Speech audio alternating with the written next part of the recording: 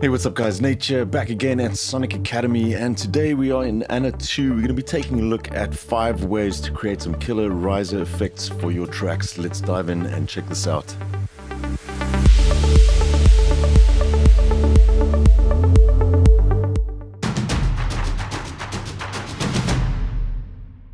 Okay, let's start off with some noise effects. We're going to start off with an initialized patch. Let's turn down the voices on our oscillator 1. And let's bring in some white noise. So we'll just grab from the Anna factory bank. We'll just give this some volume as well. Great, there we go. So let's just put in a note for our riser, and we'll be doing some automation. There we go. Let's get some filtering going on first. Just select maybe the Moog low pass. Bring down the cutoff. That's going to be our riser. We're going to give this a bit of resonance as well, and you'll see why in just a sec. So let's get some automation going on that. We can just in Cubase go and draw in a curve for our riser.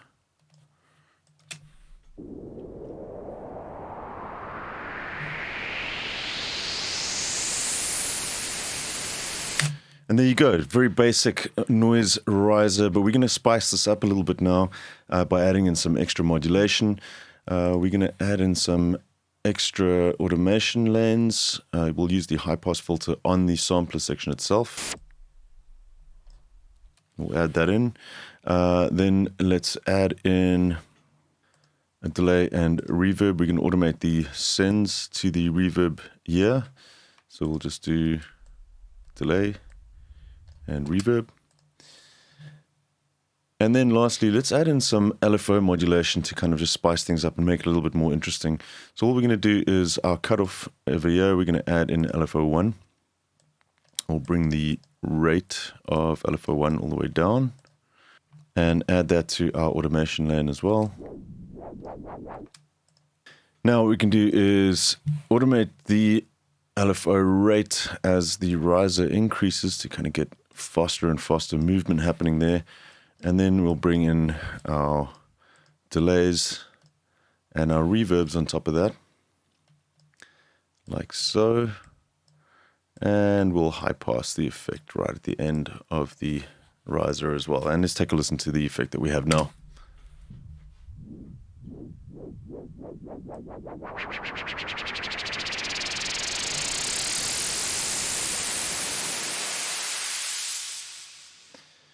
And there you have it, some pretty cool noise effects that you can use in your tracks for creating big build-ups. Now let's move on to the next example. Alright, so we're going to start off fresh this time again, and let's create a pitch riser effect this time around. What we're going to do is just use a saw wave, and let's dial up the voices slightly. So now we're going to use the envelopes to increase the pitch of the sound that we have. Let's use the G envelope 1. We'll assign that to pitch coarse all. And take a listen to what we have. So we've got an 8-bar loop, so we're going to set this to retrigger and sync, and then set this to our 8 bars. Cool, and let's drop down the octave by 2 to start a little bit lower in the register. Awesome. So let's then add in a little bit of extra automation now as well. We'll go in and assign our filter cutoff. We'll add a reverb to this once again, this time as an insert. And then we can just automate the dry wet signal. And let's spice this up a little bit further by adding in some sort of gating effect to this as well. So we'll turn down the volume here. We'll use G envelope 2 for this one. And we're going to kind of create a saw. We're going to set this to loop, retrigger, sync once again. But this time we're going to set this to 16th notes. Then let's also assign the detuning to our automation lane and check this out. So let's just dial in some shape or some automation quickly. We've got our filter frequency, which you're going to pop in there. The dry wet for our reverb, we're going to bring up slowly as well. And let's automate the detune to get more and more sort of atonal as it goes up. Oh, and we forgot to assign the G envelope to the volume. Let's just grab G envelope 2 for the volume section and take a listen now. We also need to enable our filter.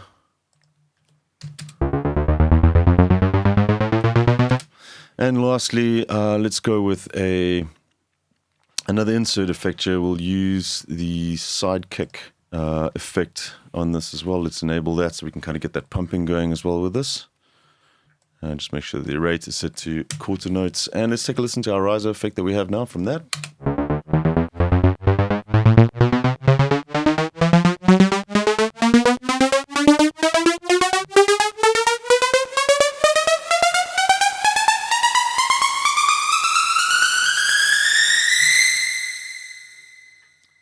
There we have it. Let's check the next one out. Okay, so what we're going to do here is create another pitch riser, but slightly differently. We're going to actually create a shepherd tone. So if you don't know what a shepherd tone is, it uses two sound sources fading in and out at different phases to kind of create this perception of a riser that never kind of ends. So these are very specific settings that you have to use for this, so just try and follow along exactly and we should be able to get this right. Let's initialize this again. We'll use a saw wave once again. We'll set this to 4 voices again. And we need to make sure that these are both exactly the same. So we are going to just copy, turn that volume down of oscillator 1, copy oscillator 1 to oscillator 2. So we've got 2 sound sources now. Now we've got 3 LFOs and 3 G envelopes. You need 4 modulation sources to get this to work. So we're going to split this between the 2. We're going to use the LFOs to fade these sources in and out of each other. And we'll use the G envelopes to adjust the pitch. So let's dive into the mod matrix first. We'll set LFO 1 and LFO 2. And then we'll use G envelope 1 and G envelope 2 as well. Let's grab oscillator 1 volume for the LFO. We're going to use oscillator 2 volume for LFO 2. For G envelope, we're going to set this to oscillator 1 pitch coarse and oscillator 2 pitch coarse. And that should do the trick. And let's just pop out of there. Now we just need to set these up and they need to be done very specifically once again. So we're going to have our LFO 1. We need to retrigger and sync. We're going to select a triangle wave. We'll set our depth at 50%. And same goes for LFO 2. Triangle, retrigger, sync, depth 50% once again. We can set our rate to 16 bars. We'll do the same for LFO 1 again as well, 16 bars. So we've got a nice long effect happening there. Now, Anna has a weird quirk when you are automating volume of the oscillators. It can only be a positive amount. So what happens is once the LFO reaches its 0 point and then ducks down again, it actually increases it again instead of actually taking it further than 0, which is what it's currently at now. So to do this correctly, on LFO 2, we're going to set the phase of the LFO to 45 degrees. And what this is going to do is essentially fade or crossfade between one wavetable or one oscillator and the other, so that there's always only one playing and they'll just kind of fade between each other like that. So now we need to set up the pitch section as well. Once again, we're going to just draw in a pitch rise like that. We can copy this shape to number 2. And then let's hit loop, retrigger, snap, and sync all on. And then let's adjust the rate. This time we're going to go half, because remember we're only doing a 45-degree thing there. So we're going to go half the fade time for the G envelopes. Do the same with this one. We'll do 8/1. And this time around, G envelope 1, we're going to adjust the phase. So this one, instead of 45 degrees, we're going to go full 90 degrees. So essentially, when the key is pressed down, this one is going to start halfway up its pitch ramp initially, whereas the second oscillator is going to start at the bottom of its pitch ramp. Let's take a listen now and see if we've got this right. Hopefully I've got them all correct, and we should have a shepherd tone going on. Let's try this out.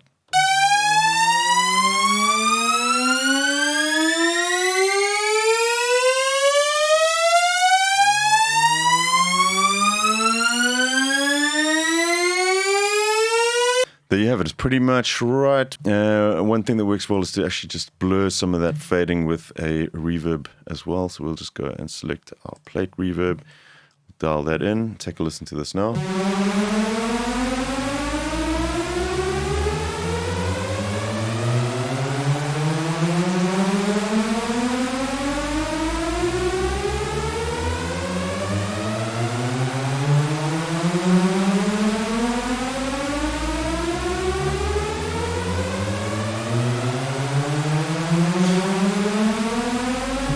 And you can pretty much hold down that note indefinitely, and it's going to give you this constant feeling of something rising all the time without ever really ending. So that's a really cool trick to do inside of Anna, is create these shepherd tones to layer up in your build-ups. Right, so next up we're going to do a snare roll, which is always a great way to kind of build up energy in your build-ups as well. Goes really nice with your riser effects, etc. So let's just jump in here. We're going to load up a sample. Let's just jump into my sample libraries. We'll go to Sonic Academy, Ultimate Drums.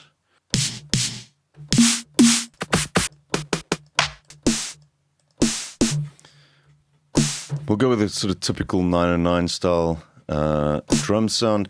Let's turn off the loop and make sure you hit re-trigger so it starts from the beginning every time you hit a note down. We need to do a 4-bar loop this time around and just draw in some notes. Let's make this a little bit more interesting there. We'll copy out those notes. Cool. So we've got a snare roll, but it's not very interesting yet. So let's play around a little bit with this. Now, because we've got it in a sampler, we can make this a little bit more interesting by adding in our amp envelope, for example. We'll add this to our automation. We'll also add in some filtering.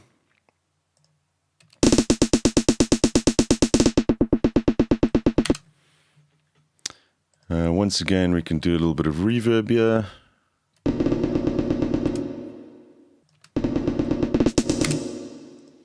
And then we're also going to assign one of the macros quickly. We'll jump into the mod matrix here. We'll grab macro 1 and we're going to assign that to pitch coarse all. We'll just bring that down slightly so we don't get too much pitch applied to that. And now all we need to do is just add that to automation as well. There we go. So now we just draw in some of our automation here. We'll go with the dry wet. We're going to jump right at the end. We've got our filter frequency, which you can bring up fairly quickly. We'll do kind of a slight curve there. And our envelope decay. So we've started off really kind of tight staccato sounds, and we'll bring that up to its full potential as it rises. And then we can dial in our macro 1, which is our pitch. And let's check this out and see what we have. Let's actually just bring that decay up slightly slower.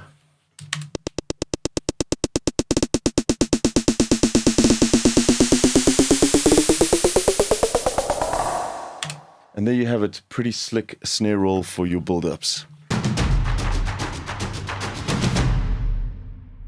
All right, so what we're going to do now is sticking with the sampler, we're going to do another little riser using a loop, which is a pretty nifty little trick you can do here. We're going to grab a sample again. I'm going to use another drum sample. You can use pretty much whatever you want for this. But let's go with one of the trance kicks. Turn down that oscillator again.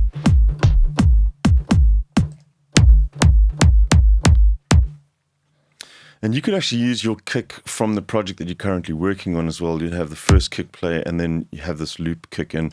So what we need to do here is just make sure that the loop is enabled. And this kind of works better if you've got a little space at the end of your sample as well. So let's draw in, we'll do a little 4-bar riser once again, yeah. Let's put in our note. So pretty much just like what we did with the snare, we're going to use a macro control again. We'll just grab macro 1, and once again we're going to assign that to pitch course all. But remember now, because we have the loop enabled, every time you use the pitch course to create a rise in the pitch for the kick drum sample, the loop is going to be shortening. So you get a really cool effect from this, and I'll show you now exactly what I mean. Let's just hit automation again. And let's draw in a automation curve and take a look at the effect that we have now.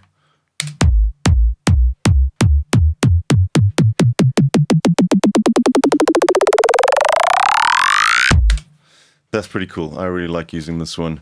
Once again, we can just add in a little bit of extra spice to this. We'll go with a delay this time around. Let's go with the ping pong delay, a bit of feedback, and we can just bring that in with some automation. And let's just set our delay time to something quite short, a little bit more feedback. And then we can also just bring in the high pass filter on the kick as well. Let's take a look at what we have now.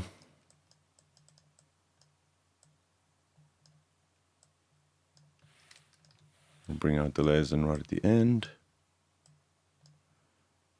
And let's check out our riser.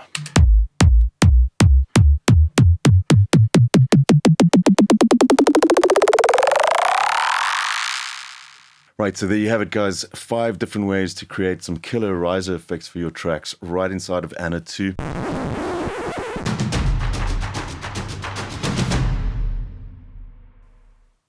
And there you go, pretty slick snare build. And there you have it, pretty slick snare. And there you have it, pretty slick snare build up for your. And there you have it, pretty slick. Jesus Christ. And there you have it, pretty slick snare roll for your build-ups. I hope you guys enjoyed the video. I will catch you soon right here at Sonic Academy. Cheers. Thanks everyone for watching. We really appreciate all the support from you guys. If you love this video, then smash a like. And if you want to be notified about new videos, hit the subscribe and notification buttons. Peace!